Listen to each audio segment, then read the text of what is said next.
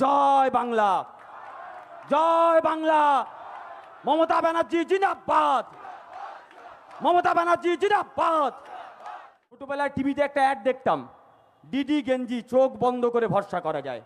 পশ্চিমবঙ্গের মাটিতে দিদি হচ্ছে একটা ব্যান্ড বাংলার মানুষের জন্য।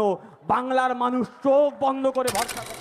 হাওড়া স্টেশন, হাওড়াতে গিয়ে ট্রেনে উঠুন, যে হকার আপনাকে চা দিতে আসবে আপনার সঙ্গে বাংলায় কথা বলবে। আপনি তাকে জিজ্ঞেস করবেন বাংলা ভাষায় যে ভাই তোমার উপাস্য দেবতা বা দেবীর নাম কি? হকার বাংলায় বলবে আমার উপাস্য দেবতা বা দেবীর নাম হচ্ছে মা দুর্গা অথবা মা কালী। ট্রেনটা কিছুক্ষণ পর চলে যাবে উড়িষ্যাতে।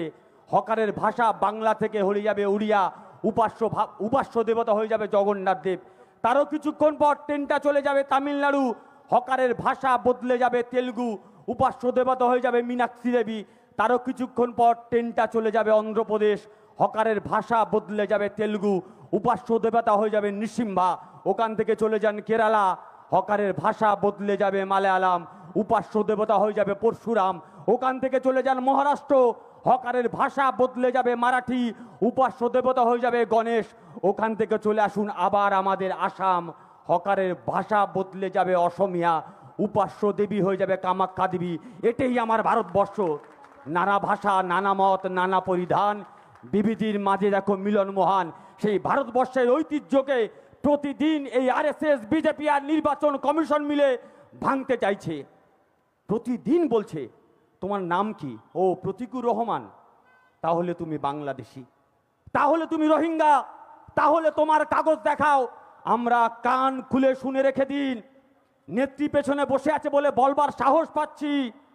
কান খুলে শুনে রেখে দিন, যেদিন ভারত ভাগ হয়েছিল আর ওই পাশ থেকে পাকিস্তানের জিন্না যখন এই ভারতবর্ষের মুসলমানদের দিকে তাকিয়ে বলেছিল এ ভারতবর্ষের মুসলমানরা তোমরা পাকিস্তানে এসো, তোমাদের জন্য আলাদা দেশ করেছি, তখন আমাদের বাপ ঠাকুর দ্বারা ওই জিন্নার চোখে চোখ রেখে বলেছিল লাঠি মারি তোর পাকিস্তানকে, এই দেশ আমার, এই জমিন আমার। এই ভারতবর্ষের মাটিতে আরএসএস বিজেপি ওয়ালারা, ব্রিটিশের দালালি করা বালারা কান খুলে শুনে রেখে দাও। এই ভারতবর্ষের সংখ্যালঘুরা বাই চান্স ইন্ডিয়ান নয়, বাই চয়েস ইন্ডিয়ান। তাই তোমরা কে তোমাদেরকে কাগজ দেখাবো? তাই আমাদের সামনে এই কঠিন লড়াই, এই লড়াই আমাদেরকে লড়তে হবে। আর সেই লড়াই লড়বার জন্য এই রাজ্যের মাটিতে তৃণমূল কংগ্রেস, সে লড়াই লড়বার জন্য বাংলার নেত্রী মাননীয়া মমতা ব্যানার্জি মহাশয় প্রতিদিন আশ্বস্ত করছে। ওই ছোটবেলায় একটা টিভিতে অ্যাড দেখতাম, আমি খুব ভয় ভয় করেই বলছি, ছোটবেলায় টিভিতে একটা অ্যাড দেখতাম, দিদি গেঞ্জি চোখ বন্ধ করে ভরসা করা যায়। পশ্চিমবঙ্গের মাটিতে দিদি হচ্ছে একটা ব্যান্ড বাংলার মানুষের জন্য। বাংলার মানুষ চোখ বন্ধ করে ভরসা করে। যতদিন রাজ্যে মাননীয়া মমতা ব্যানার্জি থাকবেন, যতদিন অভিষেক ব্যানার্জি বেঁচে থাকবেন, ওরা ভালো করে জানে পশ্চিমবঙ্গ জয় করা তো দূরে থাক, পশ্চিমবঙ্গের বাউন্ডারির আশেপাশে যেতে পারবো না আমরা। কারণ জব তক টাইগার মারা নেই তব তক টাইগার হারা নেই।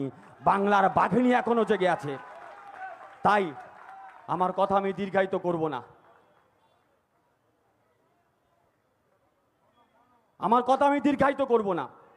আপনারা জানেন অনেকে হেঁড়ে গলায় বলে সবারও দিন সমান নাহি যায়, আমি নাম নেব না। অনেকে কটূক্তি করবার চেষ্টা করে। আমি বলছি গান ভালো করে, গান যখন গাইছেন গলাতে ভালো করে রেয়াজ করুন, সকালে হারমোনিয়াম নিয়ে বসে যান, ভালো করে গান তোলা প্র্যাকটিস করুন। কারণ 26-এর পরে আপনাকে গাইতে হবে ও বন্ধু তুমি শুনতে কে পাও, দিল্লির বন্ধু আর শুনতে পাবে না। আর যখন দিল্লির বন্ধু শুনতে পাবে না, তখন তোমাকে গাইতে হবে তোমার দেখা নাই রে, তোমার দেখা নাই। তখন তৃণমূল কংগ্রেসের কর্মীরা থাকবে।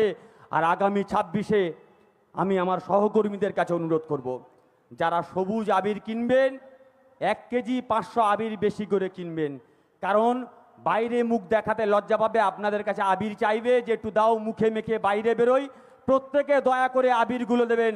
আগামী 26-এ বাংলার মাটিতে বাংলার জন্য আজকের এই লড়াই যদি আমরা হেরে যাই, এই লড়াই যদি আমাদের প্রজন্ম হেরে যায়, শুধুমাত্র আমরা হারবো না, শুধুমাত্র ওই মানুষটা হারবে না। এই লড়াই যদি আমরা হেরে যাই, ভারতবর্ষে সংবিধান বিরোধী লড়াই হেরে যাবে। ভারতবর্ষের সংবিধানের যারা সংবিধানের বিরোধিতা করে তাদের বিরুদ্ধে লড়াই দুর্বল হবে। তাই ওই মানুষটা জিতলে বাংলা জিতবে, বাংলা জিতলে যারা সংবিধানকে হারাতে চায় তারা জিতবে, আর সংবিধান জিতলে গোটা দেশ জিতবে।